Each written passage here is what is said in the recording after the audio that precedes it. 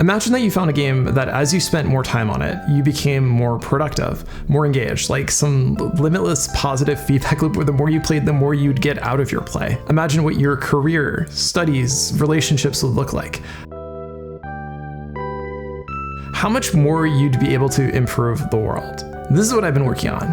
And in my little universe, this guy right here is the king. He's up there on the pantheon with Wells and Fuller for me. His name is Alfie Kohn, and as I designed and started playing this game 24 hours a day, I've been paying careful attention to him and his theory about how gold stars, points, and everything else we associate with gamifying life actually destroys our motivation. His research and hundreds of other studies predicts why after watching productivity videos, starting a new habit, and feeling super energized, we might find ourselves weeks later with less motivation than when we started. I didn't just build myself a game. I created a framework so that anyone can get over the regret that they might have about the time that they've spent playing games, and to instead use that as experience to discover our core strengths, what really motivates us, and to help design our own lifelong infinite games. I've been getting a lot of comments that were like, improve your audio, improve your video, improve your, okay, this one says improve your Brian. So I can ignore some of these, but still it can be a bit overwhelming. Like, what do I actually work on? Maybe this one, which is encouraging me to use the word like less. That's like probably a good one. So my answer is this thing right here. It's a giant computer brain that controls me, or I control it, but I think it's better to think of it as a game, and that every video that I release now until the end of time is a video game. And this is the first one. And you right now are one of the first players, and it's designed to turn your comments into collectible cards that I can play with. So how is this going to help? What will it accomplish? And how am I going to keep the altar pleased so that my motivation isn't destroyed by rewards? The problem is that life is kind of terrible sometimes.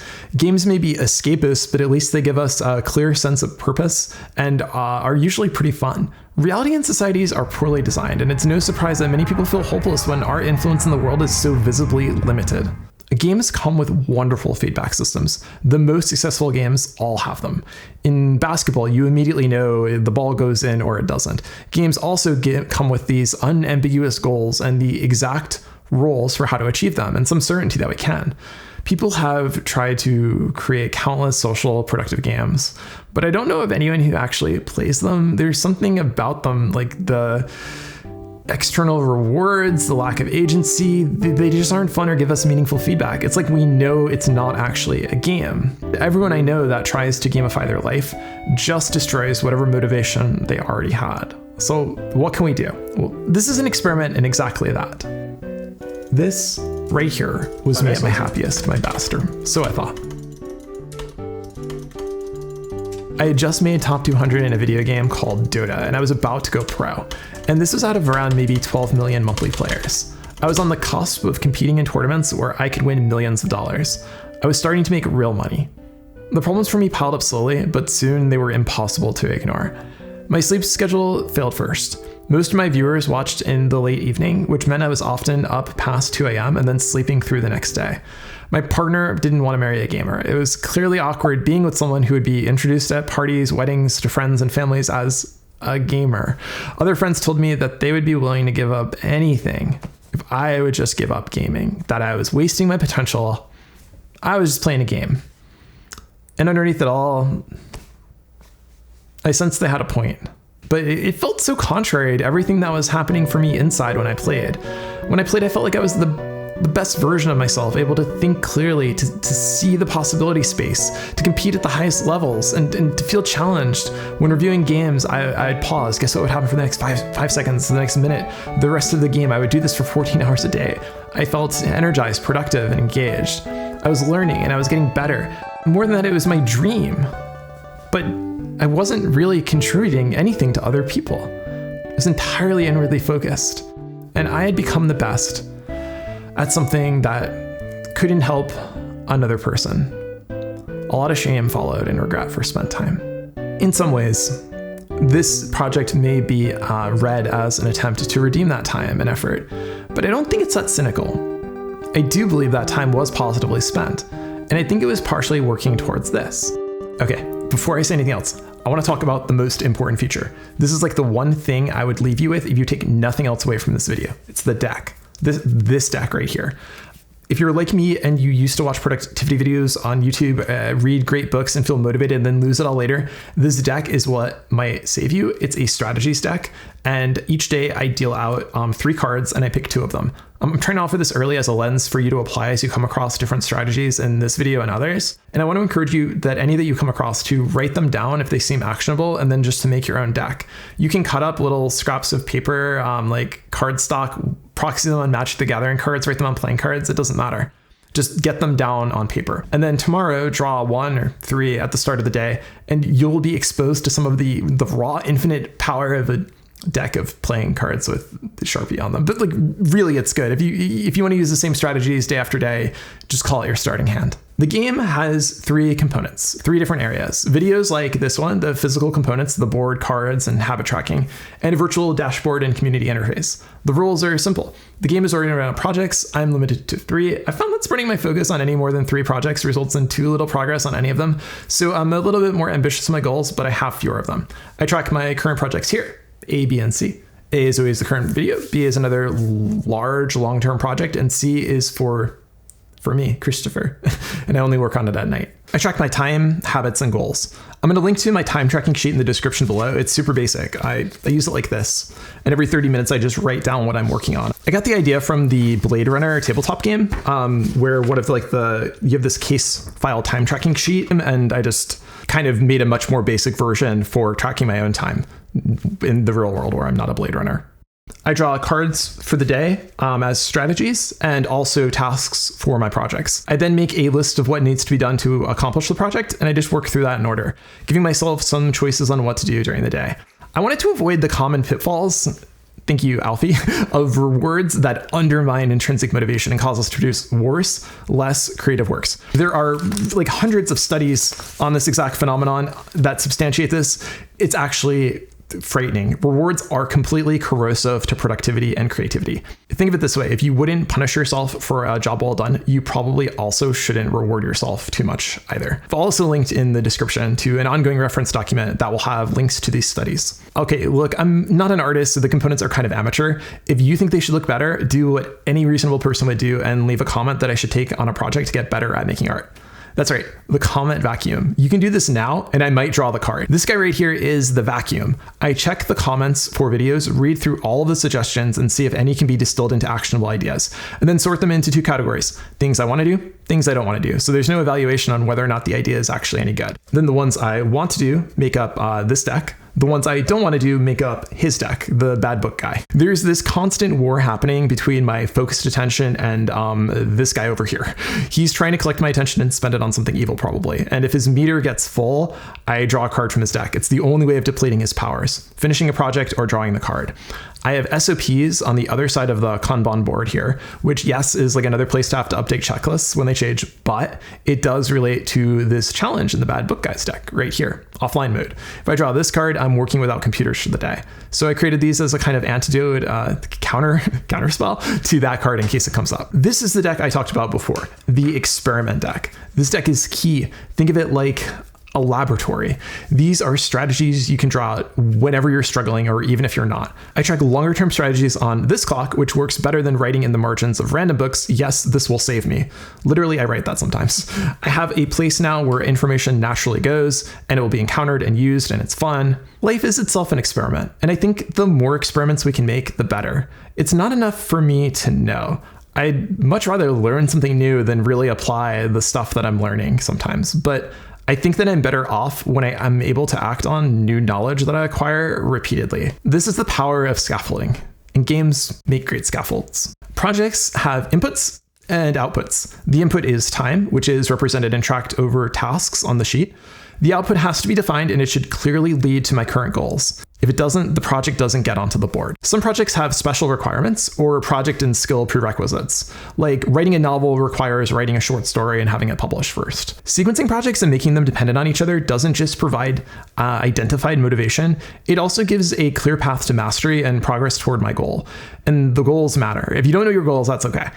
You set your first goal on discovering a goal, or read the book Designing Your Life. I'll have a separate video on this process, and that should pop up here in the future. Okay, these are the rules of Alfie Kohn. 1, we don't award points based on outcomes. 2, we track as a way of providing accountability and giving accurate feedback. And 3, there isn't grading or rewards for good grades, which are basically rewards for getting rewards. Each video that I make is influenced by the game, and in the videos I show the strategies I used in making a video and turn each video into its own game, where the audience is joining me to play and start the next. The web interface is another place for me to give up control, and it also lets me know my current moves available, the 2 strategies I'm using, projects, skill levels, goals, and a variety of checklists, trackers, and a very lonely leaderboard. I am winning though. There's also a voting component here where patrons get votes each month to direct me on my next experiments and projects. The tasks that I work on for a project turn into skills once the project is finished, and this keeps me sensitive to what I'm actually getting good at. I'm starting at level 0 at everything, and this video will be the first project that I complete, which will change my stats and skills. Making your own game is basically a 2-step process. The first is to make time, and the second is to reverse engineer the games that you love, and I'll take you through both of those. To make time, I first needed to make the rest of my life kind of boring. If my everyday life was competing with products and games designed to maximize my engagement, and I was losing interest even in those, I was gonna have a problem. I mapped out my existing system before starting. I wanted to see what I was actually doing currently and where I spent time, so I tracked it all for a few months using those sheets. I think a week would probably be fine. Were these the things that I really wanted to improve on? And could a game be a way of making it more visible to me? Immediately, it was clear. I was investing my time in the wrong things. There are no consequences other than Bad Book Guy, who I'm actually growing to like more than fear. But the game provides me with a sensitivity for how I'm spending my time and where my focus is. The lack of consequences is intentional. It makes me more likely to track my time. The way I bring my focus back is either by eliminating the other stuff. If I find it easier to do this rather than to try to actively focus on something. Staring at a wall, it works. I highly encourage anyone to do their work somewhere where there's a wall nearby. Or if I really must, I think about what the function the procrastination was serving. If you're having trouble deciding whether or not to quit a game or any time-consuming activity, maybe observe yourself before you start. How much time you think you'll do it for and spend on it, and then evaluate how you feel after, and whether or not hour 7 of binge watching was as enjoyable as hour 1. How did you feel the next day?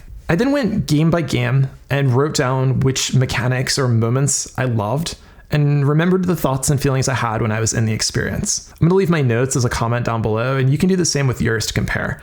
I also went through every book I had on game design and bought a few more, eliminated any mechanics that I thought would feel too much like rewards or Skinner boxing myself completely out of the game.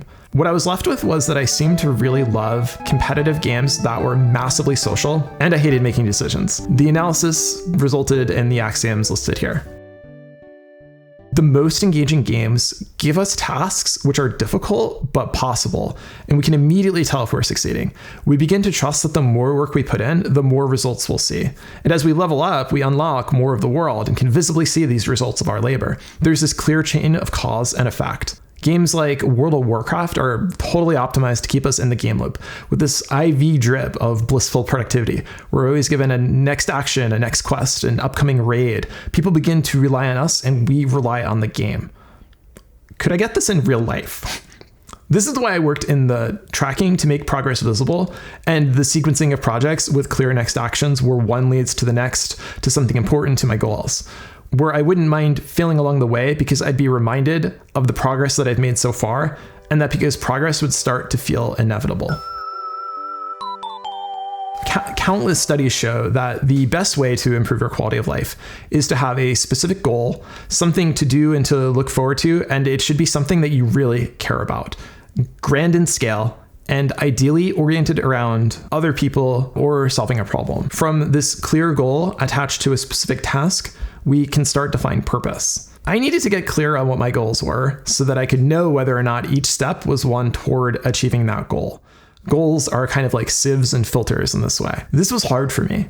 I sat down and wrote out hundreds of possible goals, spanning things that I could achieve like in the next month, this year, to 20 years from now. I asked my friends what they thought I could be good at. I took quizzes, rediscovered my Hogwarts house. I'm not telling, but if you Hufflepuff me in the comments, I will do nothing.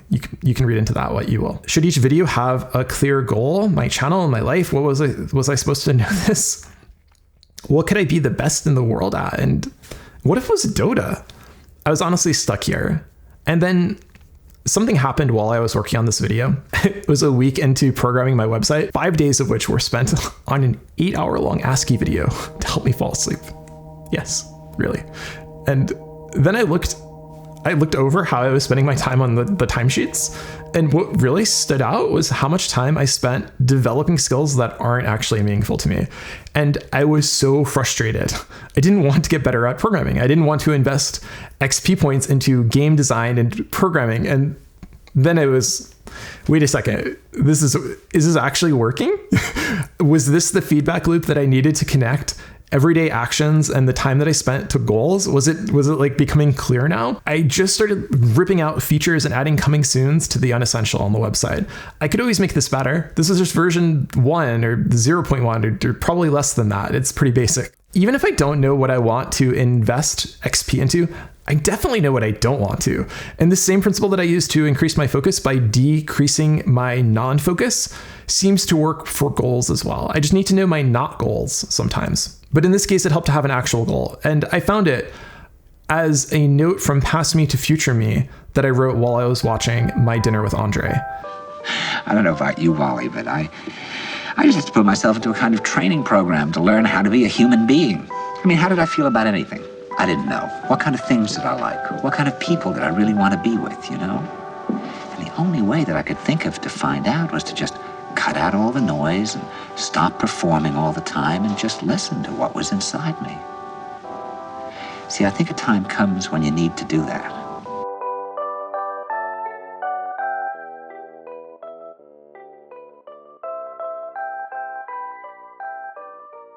I wanted this game to be a complete system on which I could hang my habits and improve them over time. Once you have a cornerstone habit like this, everything you learn becomes so much easier because it gets encoded into the system. There's a place for it to go, and you don't need to remember it because you just update the system.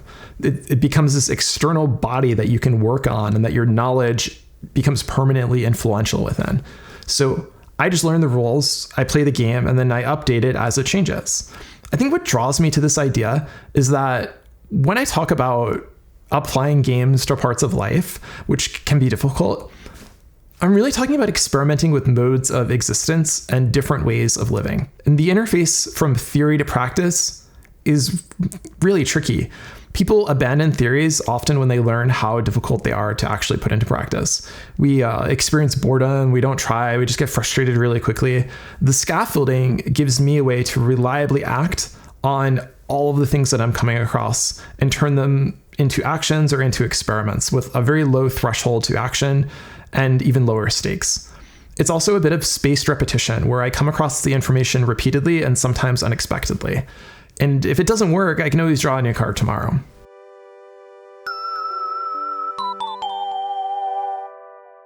While choice is essential in preserving intrinsic motivation, a lot of the games that I loved playing really allowed that choice through very limited but clear actions. So for me, I knew I needed some dex, like DECKS, not dexterity. If I believe the work I'm doing will actually be meaningful and improve the videos, get me to where I want to be, get me to my goals, I will do that work. But when there's too many options, I tend to focus on the options and trying to make the best decision. But there often isn't a best decision. So I'm going to choose to believe that even though I'm not where I want to be right now with my skills, I will inevitably get there through work.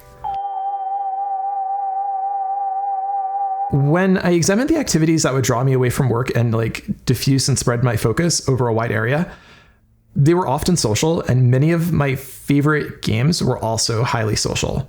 I'm trying to fulfill and satisfy this in a few ways. Live streams. I just had a 12-hour long study session live stream to celebrate my first 12 patrons. I only have 11, but I'm being optimistic here. I can count myself as a patron of myself, right? And the idea was to do a 24-hour live stream at getting 100. Having this sense of community where there can be mutual accountability through co-working body doubling check-ins, I'm definitely going to keep running these weekly for as long as I can. I've also highlighted as a large goal for this year to create and find a group of creators to like populate the leaderboard a little bit, but also to hold each other accountable, to learn together and engage in what like might be some friendly competition. I think it would be disingenuous to completely write off and ignore the very influential and core parts of myself that love competition and are so driven by it. These kind of groups, I think, can also help create social norms, and the Patreon Discord communities are places where those social norms can be instantiated. So I can help curate this and create this community of people who are thoughtful, intentional, and playful with what life can look like, and hopefully bully me into reading good books. Twitch plays, but instead of Pokemon, it's just my life. So whether it's using the comment vacuum to take comments and incorporate them into my daily decks, or having patrons vote on next experiments, I'll feel the influence and support of community, not badges or achievements, but like kind of how I'd be bummed out if I lost rank, if I like dropped rank in Dota. Other people would notice like a losing streak and they check in and be like, you okay? Like you got a big loss streak there. You want to review some games? It was actually, the visibility of it allowed for a lot of kindness to occur. Happiness comes, I think, from our connections with other people, from others. Games offer, beyond that immediate connection, they also offer more of like an ambient sociability. We sometimes like company, but without actively interacting with other people, like playing alone together. The social presence itself is enjoyable. It's the feeling of being at a coffee shop with a lot of other people there, even if we aren't necessarily talking to them. For this game, I needed a new identity. When I play a game, I'm always someone else. Researchers have coined this term the Batman effect, and I've sort of subconsciously done this whenever I would play basketball or soccer as a kid. I'd suddenly be someone else, someone faster, someone stronger. The stakes would be higher. It would be more difficult, what I would be trying to do. And I'd reach like deep down inside for extra ability energy.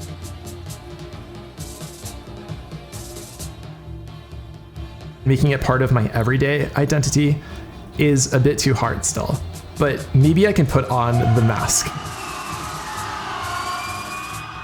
My alter ego can be that of an artist, a creator, and slowly embracing that identity, even though I'm a bit too new to have really earned it yet. Identities can function like goals, I think, and give us a structure and framework for examining our actions and choices. And it's a way that we can, in the short term, try out different goals and different identities and different frameworks. I want to rename the Batman effect, though, to something else. I want to call it the Fernando Pessoa effect. The Portuguese in the comments are going to feel me right now. Fernando Pessoa created, or was created of, a series of heteronyms that he would embody to write. I wanted to work these formally into my life. So I'm taking on a series of experiments to developing my own heteronyms and slipping into the identities of others. These will appear from time to time in the experimental voting section on the website. An example of one of these experiments would be one that I'm calling extending Walter Benjamin. The idea of this experiment is to spend 2 months continuing his work, as he's one of the most influential writers I've come across, and his life ended really tragically. So my sort of hubristic and sad idea is to sublimate the sadness by spending months of my life attempting to extend his, even if futilely, and then passing on the project to someone else after, so that each month is spent by someone else entirely on his work. I encourage you, if not to extend the life of Walter Benjamin with me, to at least pick a few alter egos for yourself to try out. You might have different people you look up to, and then you can have different ones for different realms of your life. There might be certain people you look up to in work, in art, in relationships, or fitness, if that's something that's important to you. Good games all have unnecessary obstacles that push us to the edge of our ability, but not too far beyond. Complete freedom would be the opposite of gameplay. Think about golf, where you can pick up the golf ball and place it in the cup just by walking it over. The most engaging thing, I think, is working at the very limits of our ability on something we care about. And this is what people often call flow, right? Gamers want to explore. We want the hard work. We want things to be difficult and challenging. And if the goal is compelling and the feedback is motivating and we have some chance of accomplishing the challenges we face, we will keep playing. But then why do we take on these unnecessary challenges? What about it makes us happy? I think it's that it's hard work we pick for ourselves. It's the element of control, even for me as I give up control in some ways. Hard work in the real world is often not optional. It's often for someone else. And when they exert a lot of control over our work, we can resent this and become really stressed out. We don't want to fail. We often can't see the direct result and the direct impact of the work that we do. The best way to combat this, I think, is to find places where we have actual choices, whether it's in how we do the work, in where we give up control, the internal role playing that we might do as we work, or even if we need to, changing jobs or what we study based on what we find to be intrinsically motivating to us. Work that we would do and like doing without any external rewards. Work that we would do even if we knew we would fail. Work that we would do if we were certain we wouldn't fail. Games, I think, are a clear alternative to the boredom and anxiety of our everyday lives. And we shouldn't ignore what can make us happy. There's a lot more I can say about this, and there will be an accompanying video that I make that talks more in detail about the research of motivation, rewards, and how to explore and find work that is intrinsically motivated, if that's something you're interested in. Reality can keep us feeling lonely, disorganized, and divided. Parts of it, large parts of it, are monotonous, too easy or too hard. But reality is also the shared space that we all live in, and everything about us is oriented, I think appropriately, to care about that reality and others. There was an axiom underneath all of this that was maybe lost to me that I only recovered and realized while playing this game fully. The reason why I played Dota to begin with. The truth behind all of the obsessions. Was it distraction? Was it just like procrastination? Maybe some of it, but it was also something deeper. And fortunately, something I don't think I can really get rid of. This part may be a little bit cheesy, but for me, it was a love. I fell in love with the game. I was watching this Michael Jordan documentary where he's talking about parents of kids who like come to him for advice, like how should their kids train, how to really motivate them to try hard. And he said he loved the game, that it was his obsession with the game, wanting to give back to it, wanting to pay tribute to it. It wasn't enough that I made this into a game, but maybe it was a requirement. There also needed to be a love of this kind of art to really dedicate myself to working on videos every day for the next year, releasing 52 videos between here and Patreon, all working toward my goal, my end goal, which is to make a 90-minute long narrative film. That if this work isn't something I love, if I don't love the problems, it probably won't work out. I think you kind of have to love the crummy MS Paint drawing of a frog that your boyfriend sends you when he's trying to apologize. If you don't like the nice crummy things about your partner, it probably won't work. I think it's the same thing with art. If you don't really love the problems, it's not going to work out. And it's not lost on me that my main way of expressing myself in these videos is basically bad MS Paint drawings. I'll get better, probably. And if I don't, you can just force me to by voting on my website or leaving me a comment here, and then I'll study drawing for a month to make a video with slightly better animations. You win. In the face of ridiculous challenges and great uncertainty, gamers time and time again cultivate a sense of optimism. Even when success isn't probable, it is possible. Failing at a game is fun and empowering. So that's why I'm building a community where that can happen right here. I want to thank the growing community over at Patreon and in the comments in the videos that I release on YouTube. Thank you guys.